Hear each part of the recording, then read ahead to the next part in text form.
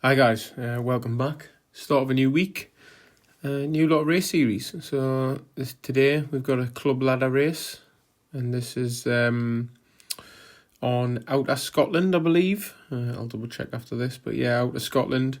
2 laps of it, and it's a 4v4, and it's going to be a tough one today, I think. So I'm racing for team Not Pogi, and this is we've got 3 teams. We've got a Giro team, a Latour team, and a Vuelta team, and we're racing in the Latour team. What we've kind of done is the 3 teams have been put together to match all of our kind of velo scores to make sure that we're kind of all of equal footing, so we can put out the strongest team possible. And then we jump on the ladder and we start challenging or being challenged. As you can see here, we're racing a team from Rhinos. I'm not really sure what the full description is, because most clubs have slightly different team names. So it'll be Not Pogi, Latour versus Dangerous Rhinos. So we are on Discord here. And the brief plan that we had was, there doesn't seem to be any kind of breakaway points on this, so we decided just to kind of play it by ear, sit in and see what happens, and then kind of react to it from there. I was a little bit concerned because I'm not much of a climber, and this seemed a bit of a lumpy course, but I wasn't sure if it was a lumpy course for climbers or kind of a puncher's course where a sprinter can kind of get over. 5 seconds to go. Let's get racing.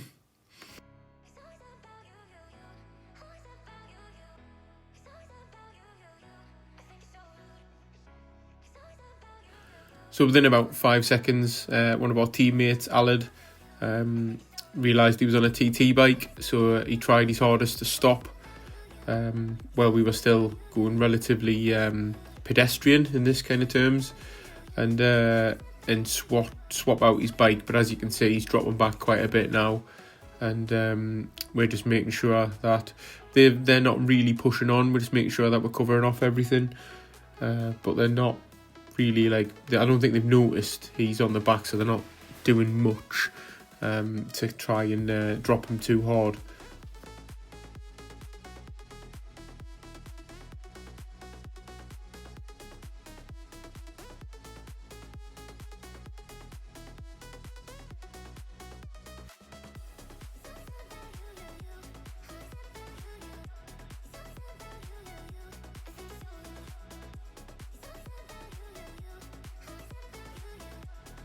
Okay, so I think they've now realised the gap went up to Alad to 21 seconds, but this was where he decided now to put in a little bit of a monster effort, and like between 6 and 7 watts per kilo to try and get back onto us. And you can see straight away from 21 seconds down to 16. So he is shifting. I think we're just really lucky that these are not pushing on too much. I think it was a bit of a mistake at this point. They could have pushed on quite a bit, but I've tried to sit as far back as I can, just to make sure that when he is back on, we're all a little bit stretched out and not just all huddled up, so we can latch on a bit quicker.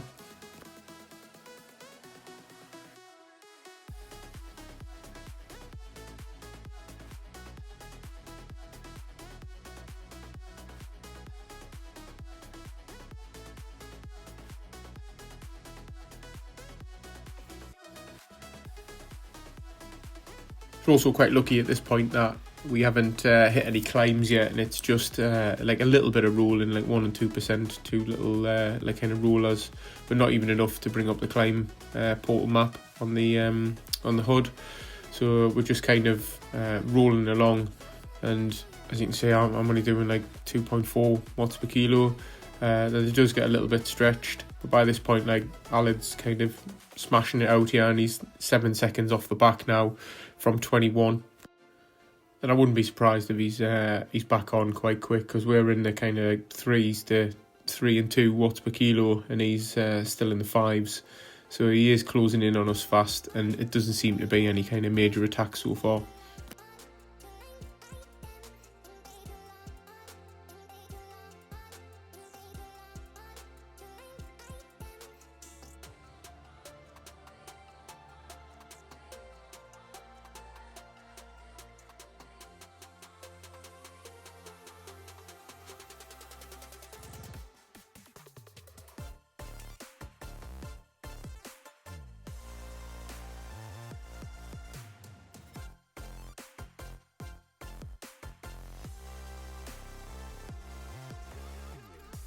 So I'm just hanging back to let Alid on, and as we kind of approach this first climb, it's pretty draftable, so we can just kind of put a few watts down to get back onto the back of the pack.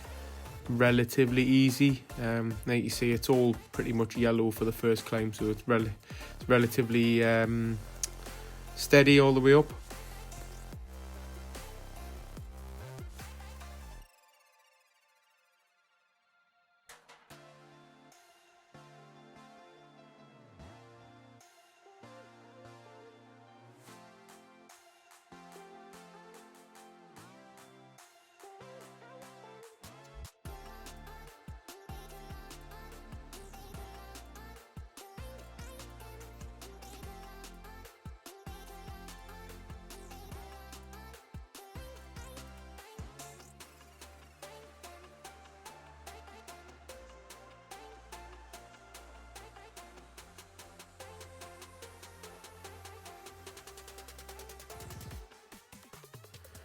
So we're approaching the banner at the top here, so I kind of get rid of my arrow as we go through, and hope to get a feather. But knowing my infinite luck with these, I end up with another arrow again. Brilliant.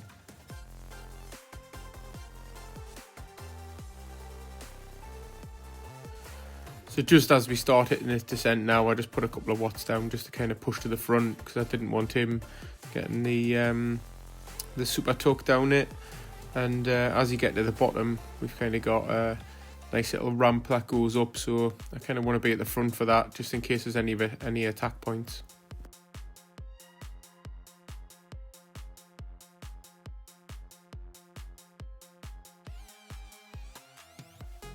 So I was once DS'd in a race by Ryan Condon, and funny enough, it was on this course. And if you see all these flags on the left, what he told me was go once you get to this flag. So I went, start putting the power down, and just got out the saddle and made sure I got to the top with kind of as minimal effort as possible. But I could see straight away that their guy, Jordan on the front, was really wanting to push the pace on that climb there and break it up. So we kind of marked that off relatively easily, without going into the red too much, and then we've got a nice little descent again going down.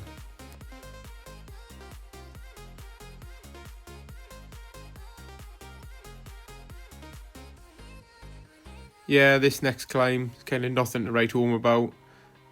Pretty draftable, and even the orange bit doesn't really feel like an orange bit. But I think at this point, Hugh went off the front, decided to try and stretch them out a little bit, but they marked it off and covered it quite well, so it was debunked pretty easily. And as you see, I went through the banner and I got a feather, so I'm going to save that, because one of my favourite little punchy climbs in all of Zwift is coming up soon, and that's the Clyde Kicker. So as we start pushing on a little bit now, I think that monumental effort that Al had done earlier is starting to pay his legs now a little visit, and he's starting to kind of drop off the back a little bit, and he's now already, as you can see, 2 seconds. So they've reacted to that, and they do start pushing on because they can see that he's off the back, and it starts to extend. And that's the kind of thing with ladder racing. Sometimes when another team smells a bit of blood in the water, they'll just push to the front, or push their strongest rider to the front, and they'll go for it. So approaching the Clyde Kicker now, so the first bit's relatively easy, and then you hit this flat bit, and then you hit the ramp. So hit the feather, get out the saddle, pump some watts, and just drift to the front. And then remembering you've got a downhill now, and then you're straight back up to another little ramp. And then it's kind of rolling all the way to the finish line.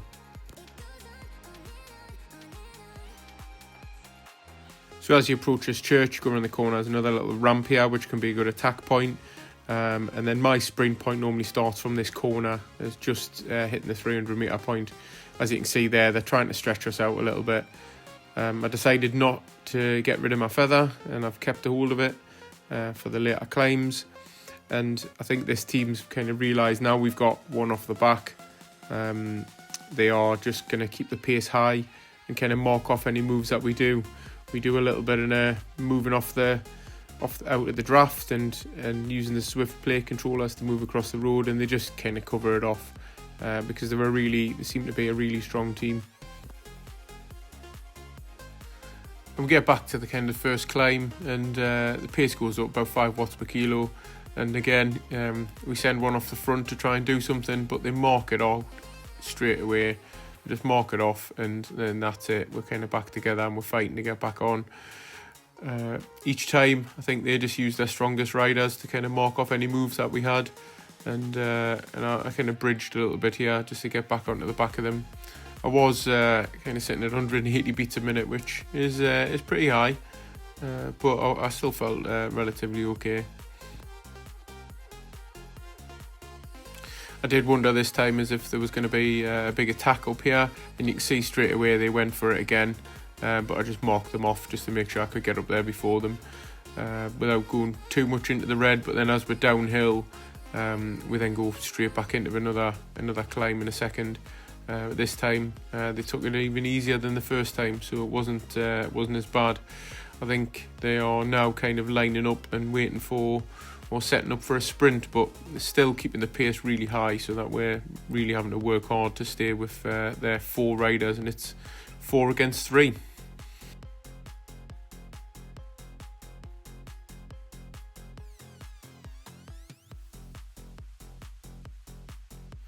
So even with kind of 4 against 3, the way the points work, we could still pull this out the bag if we place really high, the 3 of us.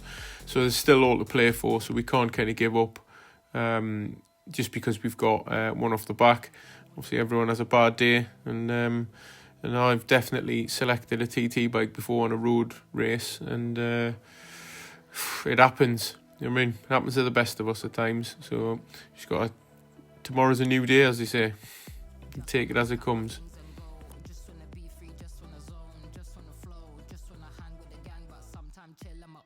So as we move back into the city and kind of coming back round to the Clyde Kicker, I was wondering whether the Clyde Kicker was going to be the launch point. So we just kind of mark off anything and get to the bottom, and you see everyone's out the saddle again, just pushing on really strong. But it's one of my favourites, so I can get up that really easily.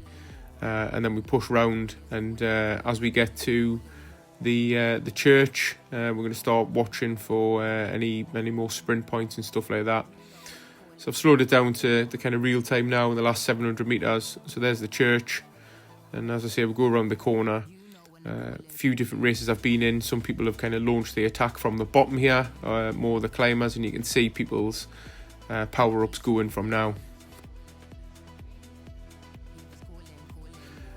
Straight away we're stretched out, and everyone's kind of pushing hard on the pedals to kind of keep us stretched out, but the sprinter in me's hanging back because I know for me I want to hit it hard on that corner.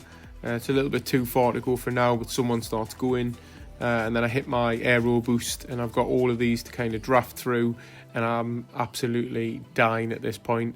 So you can see 188 beats a minute, and I'm pumping hard, 190, and I'm just trying to get through as many of them as I can.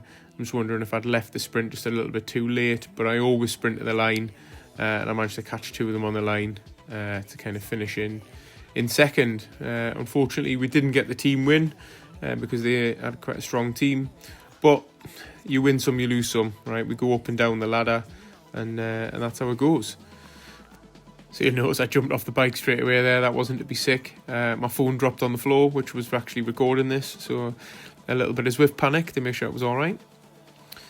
But a bit of a quiet Zwift week this week I've got planned, because a bit of a rest day tomorrow, and then Wednesday I've got a crit race at Hillingdon, so I'll be doing a bit of bike prep tomorrow to make sure I'm good for that. And then I'll see how I feel after that race, because it's going to be a fast and furious race, and I might take Thursday as a rest day as well. and then I've got stage 2 to do on Mercury May. Well, thanks for watching, guys. See you soon.